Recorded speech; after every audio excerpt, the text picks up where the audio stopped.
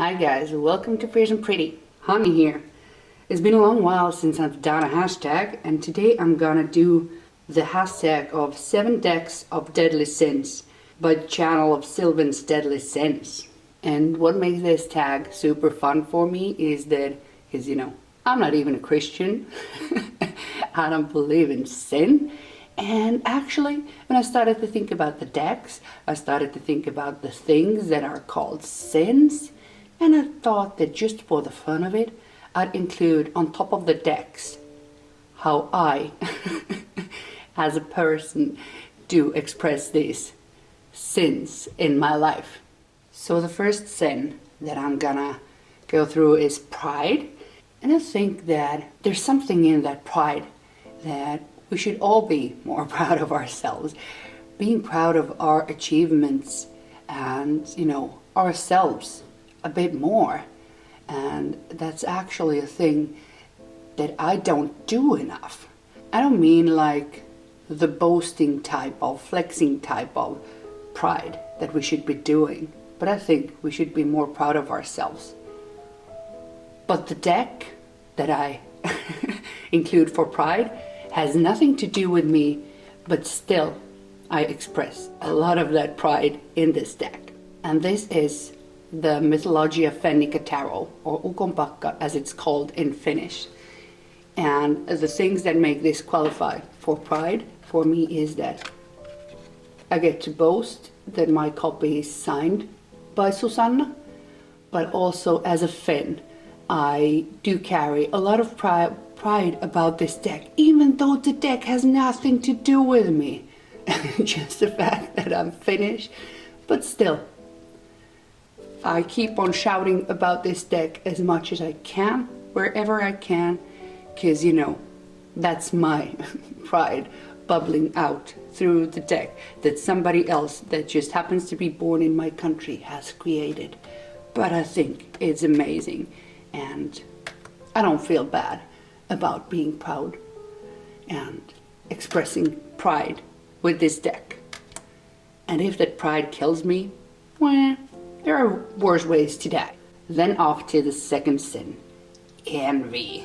I don't know, as a person, I'm not really envious. I mostly get inspired by what other people do. Of course, I would want to win the lottery and, just live my life and to be free. But in the meanwhile, while I'm waiting for that to happen, I just try to better myself, get inspired by other people's. So I used to be a lot more envious as a kid. I almost once stole, a little Star Wars figurine, an Ewok, from my friend, but I didn't. But I was so envious that he had it. But envy has never been a big thing for me. But my deck for envy is my Marseille, my Piatnik.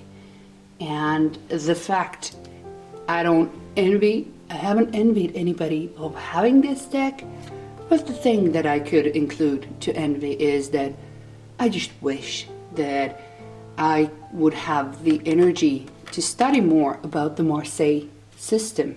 I would love to have the enthusiasm that I've had towards, learning the system of Thoth to carry on towards Marseille.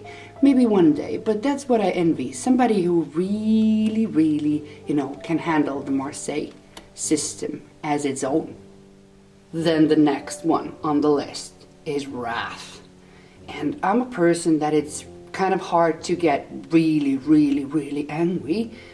I get angry like once in a decade mostly. But if I would be the pharaoh of the whole world, or whatever my country, there are some things that get my wrath out every time, and I would be the one who would be screaming, "Off with their heads!" Totally would do that. And that's for the people who hurt children and women. But let's try to keep this positive. But that's a sure thing that brought my wrath up. But when it comes to tarot decks, what brings out my wrath is the Visconti Sforza. And why the Visconti Sforza brings out the wrath in me when it comes to tarot. It is like, who the fuck did lose the 4 cards? No, you bastards! Oh, if those only would have been saved. Well, any case, the wrath is not total because they have made, reimaginations of the cards that were missing from the Visconti Sforza. Like this tower, that wasn't an original. The devil. Well, I guess the 3 of Swords was kind of easy to imagine. And also maybe the Knight of Coins. Yeah. But that's wrath for me. Then let's jump to Sloth. And yes, this one I do a lot. And once again, if it will kill me, okay. So how I'm being Sloth. Sometimes I can just lie for a sofa, just days on end. Scrolling on my phone, not doing anything useful, or reading, or just scrolling on my phone, not doing the dishes. But then again, at some point I will get my energy back and do more. But I think that being Sloth is sometimes a good thing. We could also call that relaxation. But for my Sloth deck, I chose the Light Seers. This deck is just something that I grab when I'm feeling lazy and I know I want to get a quick, fast answer. And this is also one of the decks that I hate to love, that I wish I would have hated when I got it, because I had so many thoughts that I would hate it because it's too cute, it's too pretty, it's too everything. But still, it's my Sloth deck. It delivers every time, fast, simple and easy. Okay, then we start to get to the juicy ones. Greed is one of the juicy ones, I think. When it comes to tarot, at least, yes, I can be greedy, really greedy. I had actually several things, several decks that I could have added to this category. And before in my life, I used to collect like designer handbags, like a lot of them. So yes, I have been a whole lot more greedier before in my life, and I've been a wee bit greedy also with my tarot decks. The older I get, the more content I start to feel with what I have and start getting rid of things. But the deck to represent my greed is the blue box version of the Rider-Waite-Smith. And because I had a perfectly decent copy, one of my first decks, I had a perfectly good copy of the centennial version of this deck. And I actually have owned several versions of the Rider-Waite-Smith that I've, gotten rid of my collection. I actually now have only 3 straight up Rider-Waite-Smiths in my deck.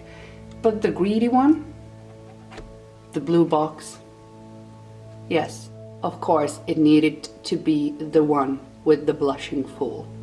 And yes, I know that is silly to pay a whole lot more of an old vintage deck that is kind of more like a printing error than anything else. But hey, that's my greed deck. And when I said that these are the juicy ones, we get to gluttony. And yes, that I do also with food. I do eat way too much nowadays. Way too much. But that also happened with one deck. I started to get really gluttony over the Thoth. And these are not even all the copies I have of the same deck. Yes, the same exact images, the same exact cards, kind of, but all different versions. But all the gluttony of a Thoth geek. To be comparing the different versions, the different printouts, the different card qualities, just so long that the Thoth deck comes out of your ears and give you heartburns, as I saw in the lovely version that Lennan Smith made about this hashtag. It was hilarious. Go check that out, by the way. But yes, Thoth is gluttony for me. This is also the deck that could have very easily been the greed, but I thought that this mount of Thoth decks and the rest of them would be most appropriate as being gluttony. Then about lust, the deck that I wanted so much, that made me experience such deep emotions, that, you know, drills down deep into my bones, gives me messages that make me shiver sometimes, and a deck that I couldn't get enough from.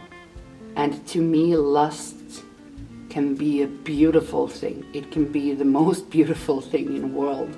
Love, when it's combined with lust, you know, that shit just makes magic. But my lusty deck is the Shimmering Veil, and I wanted it so much, so bad, that I have 2 copies. So this could also be greed, and this could also be a wee bit of gluttony. And because this is my lust deck, it has a beautiful pouch. It's silky, really feminine, with my name on it. And this is a deck that touches the deepest parts of my soul, that just drills into my body with these full, colorful, like really rich images, all that vibrance, all that makes you feel alive, all that passion. To me, the Shimmering Veil represents lust in this hashtag. So this was my list of the 7 deadly sins represented in my tarot deck collection. Thanks for a great hashtag to Sylvain, and I can't wait to see other people's responses to this hashtag. Until next time, bye guys!